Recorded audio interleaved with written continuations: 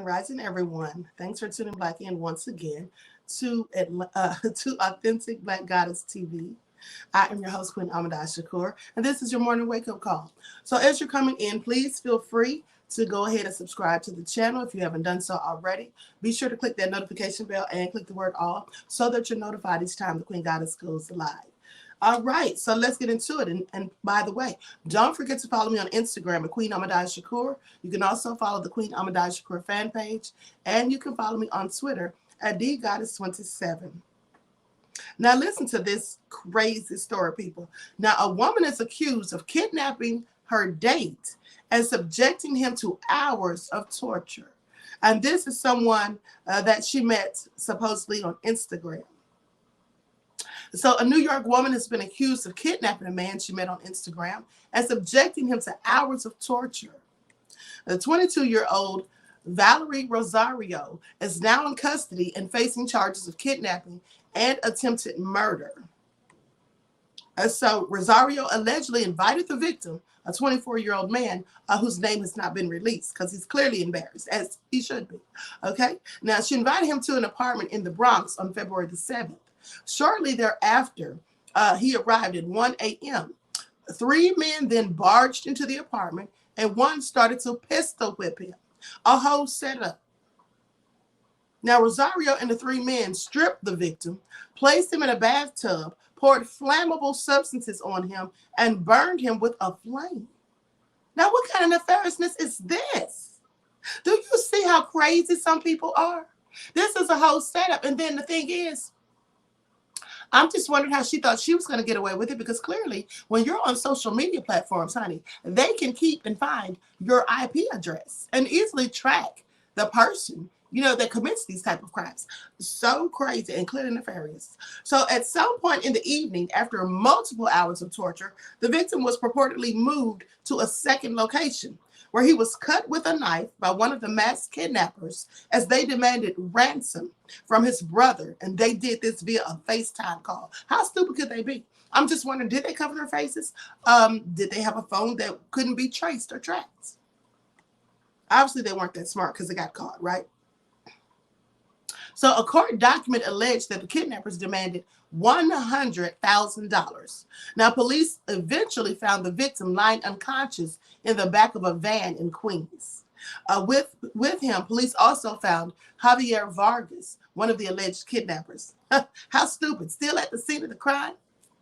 They needed to get caught. You don't need people like this roaming around the streets. Now, the victim was taken to a nearby hospital where he was treated for multiple burns and stab wounds. Meanwhile, Rosario Vargas and another alleged kidnapper were remanded into custody. Now, their case is expected to be heard by a grand jury on Tuesday. Oh, so crazy. They say sources told the Post that Rosario targeted. Now, I want y'all to listen, because some of our own people foolishly do exactly what this man did that led to him getting kidnapped and tortured. Now, right? And a ransom demanded. So they say the Post said that Rosario targeted this man because he flashed money on his Instagram accounts. So while some of y'all sitting up there holding the money phones to your ear and acting like you're making it rain and all of that, trying to be so flashy and fancy and clearly trying to make people know or let people know you're balling, right? Or so you think. This is exactly what you can get. I mean, it's also stupid to flash money anyway. If I had all these thousands and thousands of dollars, honey, what I wouldn't want is for anybody to know about it, okay? I mean, why make yourself a target?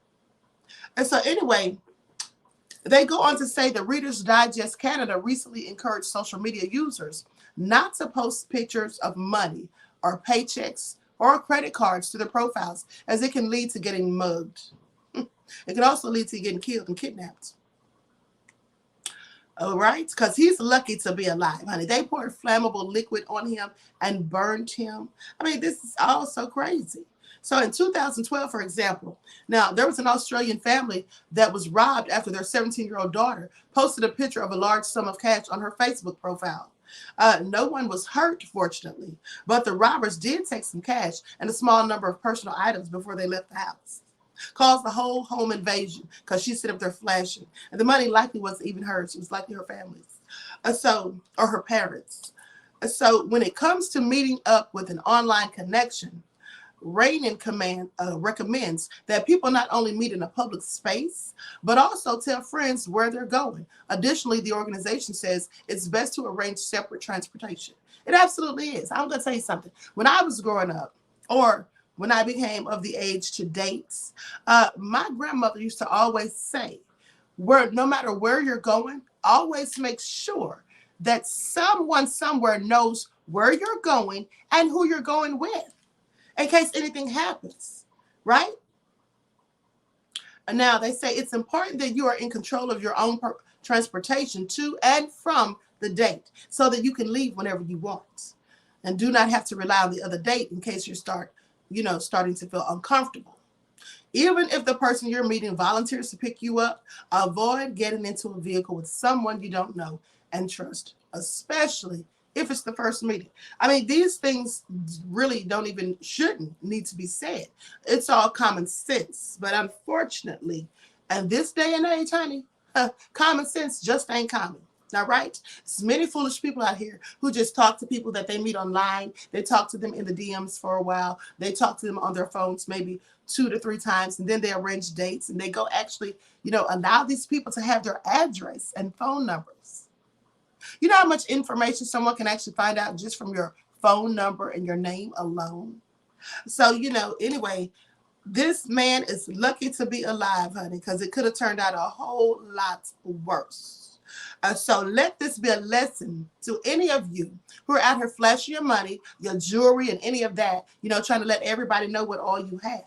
Just make sure you are not out there just, exposing yourselves, putting yourselves in danger so you can be targeted. It's just all so crazy, honey. I could never, absolutely never. I mean, that's always been foolish to me, But here's the thing. The type of people that flash their money in cash like that are usually people who are not used to having anything. See, people who have things going for themselves and people who have always had something or nice things, they don't feel the need to go around bragging and showcasing it and showboating. That's what they don't feel the need to do. It's those people who never had nothing, little dusty butts, who finally feel like they got their hands on some cash, and half the time they're not even really having anything. What it is a lot of them go get their check cashed, and they may save up 2 to 3 checks and get them cashed, right? And then post the money online, just waving it and all that, fanning it, put it to their ears and all that stupid stuff, as if they really are balling.